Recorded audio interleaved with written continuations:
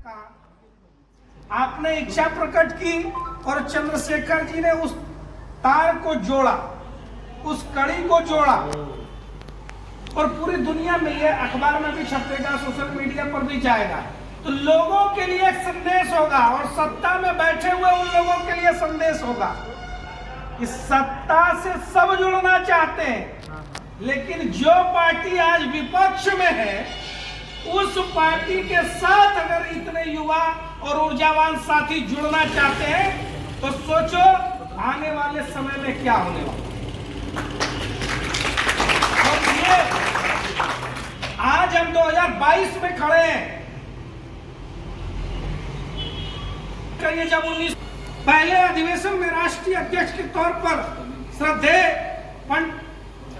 पंडित अटल बिहारी वाजपेयी जी को चुना गया और अटल अडवाणी जी के उस युग से होते हुए आज मोदी और अमित शाह जी के युग में हम जी रहे हैं। और अमित शाह जी कहते हैं कि ये भाजपा का स्वर्ण काल अभी आना बाकी है, यानी जब तक पूरे भारत के हर प्रदेश में भाजपा की सरकार ना आ जाए, जब तक भारत के हर नगर निगम में भाजपा की सरकार ना आ जाए, जब तक देश में लगातार भाजपा की सरकार ना आ जाए, तो देश का रीति बदलना है, देश का रिवाज बदलना है। राजनीति की रीति नीति रिवाज और शब्दावली को बदलने का काम अमित शाह जी और नरेंद्र भाई मोदी जी के नेतृत्व में, नड्डा जी के मार्गदर्शन में चलने वाली आज की भाजपा कर रही है। साथियों, अभी भी 2 राज्यों में चुनाव की घोषणा आप सबने सुनी। हिमाचल में चुनाव होने वाला है, गुजरात में चुनाव होने वाला है और बीते साल 5 राज्यों के चुनाव हुए थे। उसमें उत्तर प्रदेश के लिए कहा जाता था कि 5 साल के बाद दोबारा सरकार लौटती नहीं है, किसी पार्टी की सरकार नहीं लौटी। उत्तराखंड के लिए यही कहा जाता था और आज हिमाचल के लिए भी लोग यही कह रहे हैं। लेकिन दोनों राज्यों में वहां की जनता ने रिवाज बदल दिया पर सरकार नहीं बदली, क्योंकि ये भरोसे की सरकार थी, ये जनता के भरोसे की सरकार, एक पार्टी के प्रति भरोसा, एक नेतृत्व के प्रति भरोसा। और वो भरोसा केवल बिहार के लोगों का नहीं है, वो भरोसा केवल बंगाल के लोगों का नहीं है, केरल से लेकर कश्मीर तक और पूरी दुनिया के लोगों का भरोसा है। जब हम देखते हैं कि लोकप्रियता की रेटिंग में 78%, 76% की रेटिंग अप्रूवल के साथ नरेंद्र मोदी जी दुनिया के तमाम शीर्षस्थ नेताओं में सबसे ऊपर खड़े होते हैं। देश में भारत को मजबूत गति से विकास के रास्ते पर ले जाते हुए पूरी दुनिया में नाम कमाना और भारत के भी गरीब से गरीब व्यक्ति तक तमाम सरकारी सुविधाएं पहुंचाना, भारत को आधारभूत दिक्कतों से निकालकर भारत में अब आने वाले साल 2 साल के भीतर ही आप देखेंगे, अगर ये कोरोना काल नहीं आया होता तो मैं दावे से कह सकता था कि 2024 ही वो साल होता। हर व्यक्ति के सर पर छत, हर घर में शौचालय, हर घर में बिजली, हर घर में गैस कनेक्शन, तमाम बेसिक इंफ्रास्ट्रक्चर के काम भारत में हुए। और आज इस कोरोना काल में आप सब टेलीविजन देखते हैं, जब ब्रिटेन जिसने वर्षों बरस भारत के ऊपर शासन किया था, उस ब्रिटेन में मात्र 43 दिन के भीतर एक प्रधानमंत्री को इस्तीफा देना पड़ता है, क्योंकि वहां की अर्थव्यवस्था बिगड़ रही है और उस अर्थव्यवस्था को संभालने की कमान एक भारतीय हिंदू को ये सौभाग्य प्राप्त होता है। तो ये पूरा संयोग है, जब भारत नरेंद्र मोदी जी के नेतृत्व में आगे बढ़ रहा है, तो जिस देश ने हमारे ऊपर शासन किया था, आज उस देश का शासन एक भारतीय कर रहा है। ये प्रकृति का संकेत है, ये ऊपर वाले की लिखी हुई स्क्रिप्ट है जिसको कोई बदल नहीं सकता।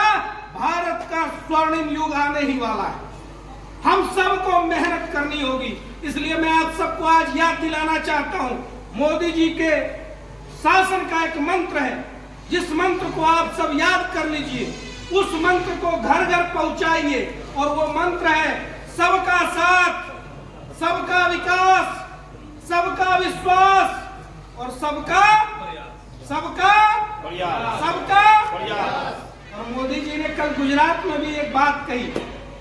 खूब चर्चा हो रही है।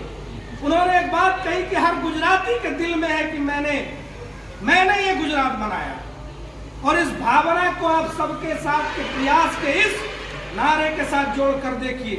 मोदी जी चाहते हैं कि भारत का विकास हो, तो उसमें 130 करोड़ हिंदुस्तानियों का प्रयास शामिल हो, और जब सरकार का प्रयास और समाज का प्रयास एक साथ चलेगा तो निश्चित तौर पे अभूतपूर्व क्रांति होगी। और वो क्रांति आज दिखाई पड़ रही है। जब दुनिया के तमाम देशों में मंदी छाई है, दुनिया कोरोना काल की मार से उबर नहीं पा रहा है, तब साल में इसकी भी भविष्यवाणी की जा रही है कि भारत दुनिया को पछाड़कर, यानी कि ब्रिटेन में 2%, चीन में 4%, वहीं भारत में 6.5% का विकास दर हम लोग करने जा रहे हैं। आज थोड़ी बहुत भारत के अंदर दिक्कतें हैं, लेकिन वो कोरोना जनित दिक्कतें हैं। आने वाले समय में मोदी जी के नेतृत्व पर देश का भरोसा है।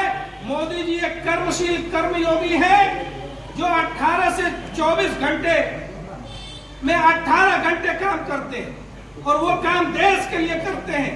मोदी जी का पूरा परिवार 130 करोड़ लोगों का है। मोदी जी कोई 3-4 लोगों का परिवार नहीं पालते। मोदी जी बाप के बाद बेटा, बेटे के बाद पोता, पोते के बाद इस प्रकार की राजनीति से निकले हुए लोग नहीं है।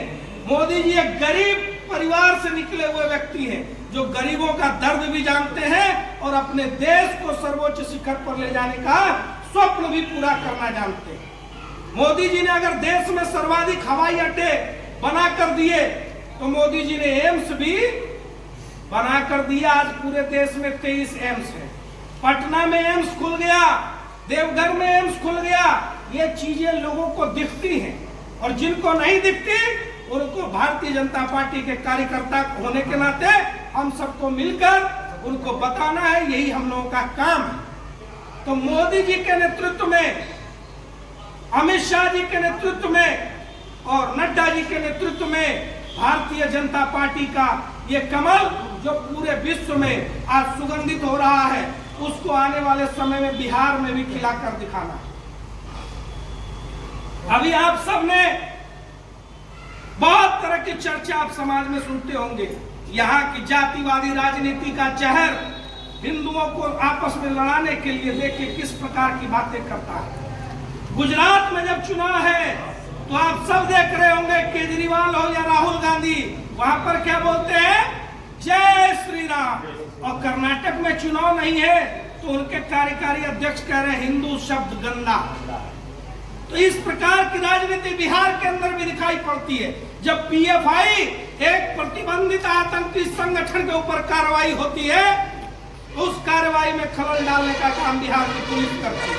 उस कार्रवाई का समर्थन करने के बजाय उस कार्रवाई का विरोध यहाँ के राजनीतिक दल करते हैं। और मैं उन दलों को खुली चुनौती ससरगंज की धरती से देना चाहता हूँ कि मुझे गर्व है, मैं राष्ट्रीय स्वयंसेवक संघ का स्वयंसेवक हूँ। अगर लालू प्रसाद और नीतीश जी में गर्व हो, वो भी खुलेआम कहे कि मैं पीएफआई का सक्रिय सदस्य हूँ। क्यों नहीं कहते? लोगों को बताइए, आप अलकायदा से जुड़े हुए हैं, आप आईएसआईएस से जुड़े हुए हैं, और लोग तय करेंगे आईएसआईएस से जुड़े हुए लोगों का क्या करना है और राष्ट्रीय स्वयंसेवक संघ से जुड़े हुए लोगों का क्या करना है। ये जनता को तय करना है। इसलिए ये विचारधारा की लड़ाई है, यह परिवारवाद के खिलाफ लड़ाई है, यह भ्रष्टाचार के खिलाफ लड़ाई है।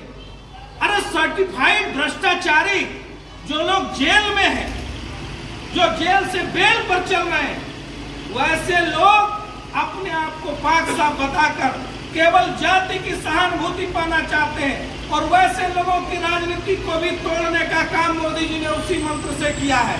मंत्र एक बार फिर याद कर लीजिए, सबका साथ, सबका विकास, सबका विश्वास और सबका प्रयास। कल एक और विषय चर्चा में आया, ईडब्ल्यूएस आरक्षण का, आर्थिक आधार पर जो आरक्षण 10% का मिला, उसको लेकर भी तरह तरह की राजनीति हो रही है। लेकिन 27% ओबीसी आरक्षण, 15% एससी आरक्षण, 7.5% एसटी आरक्षण और उसके साथ 10% का ईडब्ल्यूएस कोटे में दिया गया आरक्षण, इसी को कहते हैं सबका साथ सबका विकास। सबको साथ में लेकर चलने की भावना अगर किसी में है, वो नरेंद्र भाई मोदी जी में है। और बाकी जो लोग अपने आप को A to Z की पार्टी कहते हैं, या कोई MY की पार्टी कहते हैं, या कोई अन्य किसी जाति की पार्टी कहते हैं, वो अपनी संकुचित सोच के साथ बिहार के ऊर्जावान युवाओं का भविष्य अब और नहीं लिख सकते। ये युवा अपने भविष्य को अपने ही हाथों लिखेंगे, और ये अच्छे से जानते हैं कि कमल के साथ ही लक्ष्मी जी भी आती हैं और कमल के साथ ही सरस्वती जी आती हैं।